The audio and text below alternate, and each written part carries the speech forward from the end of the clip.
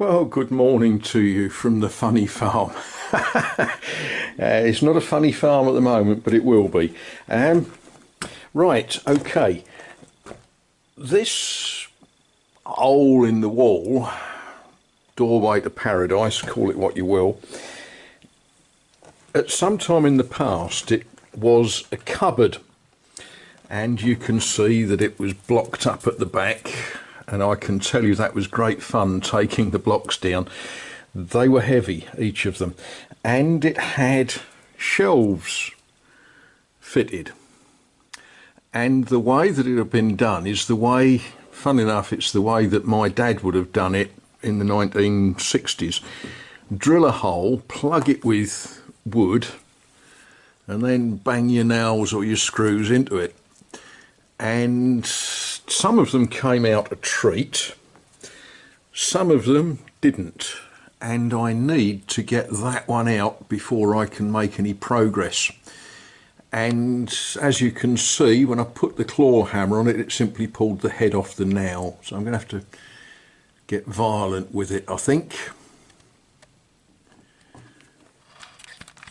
And I guess that's what these grips were made for. Yeah. Right, that's that out. I want to get the wooden plug out as well if I can, and that one. Then we can make some good progress. Well, I think that starts to give a bit of definition in the place. I'm sort of pleased with that, I think. Yeah, right, I've measured up, and now we're going to cut some timber to make the door. Well, progress.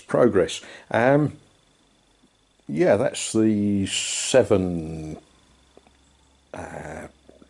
slats for the door. I've got plenty to make the braces with. It will just have 2 braces and a diagonal on this one, but defeated again by the time. I have somewhere to be. I checked my diary. I've got an engagement this afternoon, so that's where that will stay until tomorrow. Yeah, the good news about having the saw table set up is, yeah, we've got dinner sorted out for tonight. I'm not going to eat it, I'm going to cook on it. Well, folks, you're quite safe now. I've done with battering the guitar. I might do a bit more. It's been a good day today, not been very productive at all, and part of the reason for that is on a Thursday here in Azay-le-Fabon there is an art class that meets. And the idea is that you go along and you do art. Yeah, or you sit and chat. Now, well, it gives me an incentive to have a shave and wear a decent jumper, and it feels lovely not being covered in dust. Because it seems to me at the moment that everything I'm doing generates dust. I'm battering brickwork and stone, I'm running stuff down on the saw table. I cut a fair bit of timber today, one way or another, made a lot of dust, and then decided that I couldn't be seen in public the way that I was. Tomorrow I'm going to take my jumper, my other jumper, into the garden. I'm going to batter it, because when I unzipped it to get changed to go to the art group, I unzipped it and there was this cloud of, I guess, limestone principally came off it, and I thought, oh goodness. So it felt rather lovely to be, I won't say clinically clean, but a lot tidier than I am normally.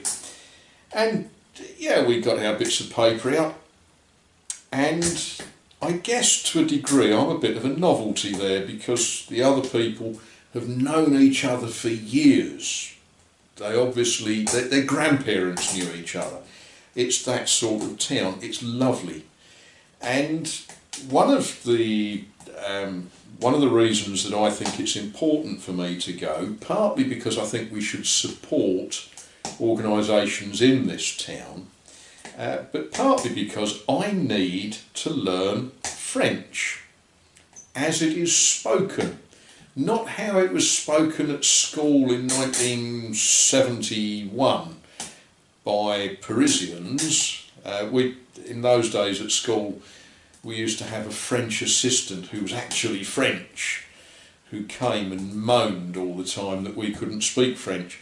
But she spoke perfect Parisian French, which of course isn't what local people say to each other. So I think it's incredibly important. Anyway,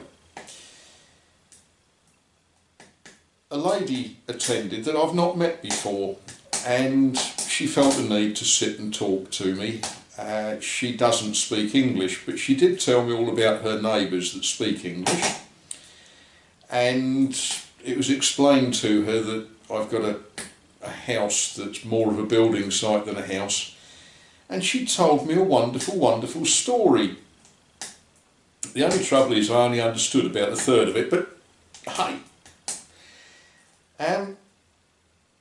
She was doing some work, and if I followed the story correctly, and I did say if, she was doing some work in her grandfather's property and cleaning out the grenier, the grange, the loft in the barn, and found, if I followed the story, ammunition which had been left there by les Allemands, the Germans, who had stayed in the barn.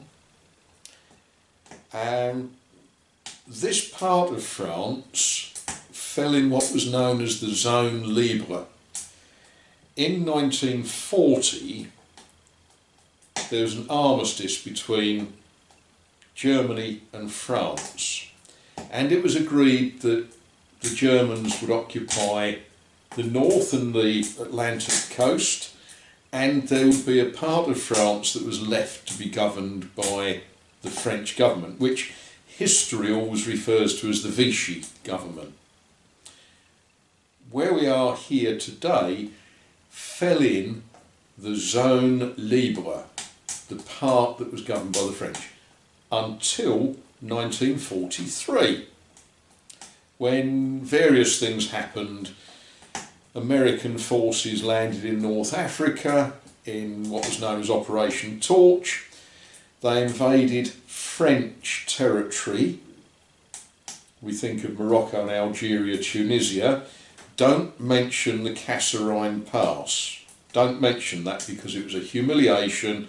A defeated, crushed, poorly equipped German army beat 7 buckets of Wotsit out of a new American army with brand new equipment and brand new...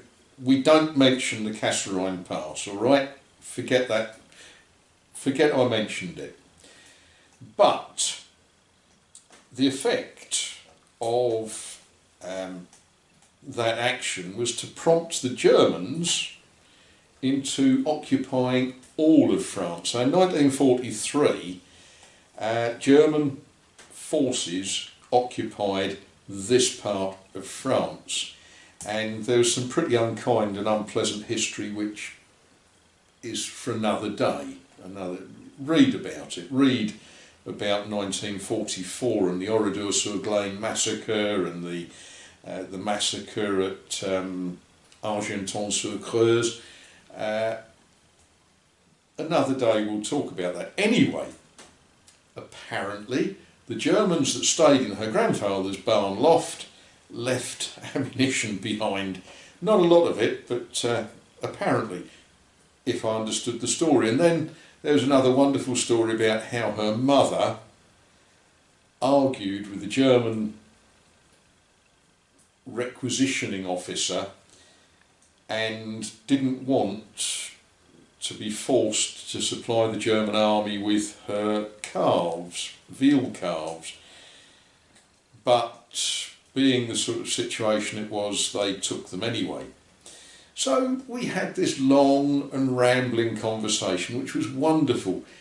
And I probably should have videoed it, me nodding, not understanding more than one word in three, and this lady telling this wonderful, wonderful story. And I'm sure we will hear more of that. Now, a little while ago, I had publicly said something about, never mind if you can't do something, you should do it anyway. And I was sort of reminded of that by Malk of Lincoln. If you don't subscribe or watch his channel, I recommend it.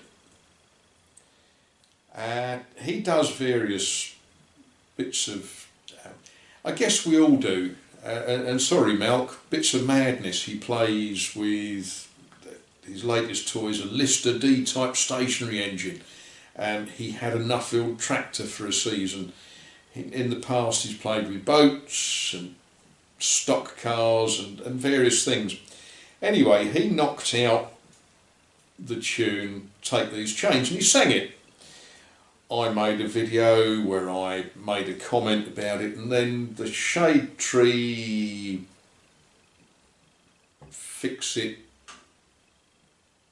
chap who plays with trains and snowblowers and goofy carts and things, you know, George, it's me, George, Shade Tree Fix-It man.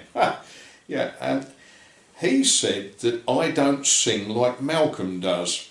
And that's absolutely right, I don't. Malk comes from Lincolnshire. I was born in Essex. We don't speak the same English, never mind sing the same. But anyway, bit of fun, we put the video up, laugh, take the mickey, do what you will. But the challenge to all of you is to make more video. Do things. There's nothing on the telly, I haven't got one. Ha! Play guitar badly, sing to us, entertain us, and always remember that this is amongst friends.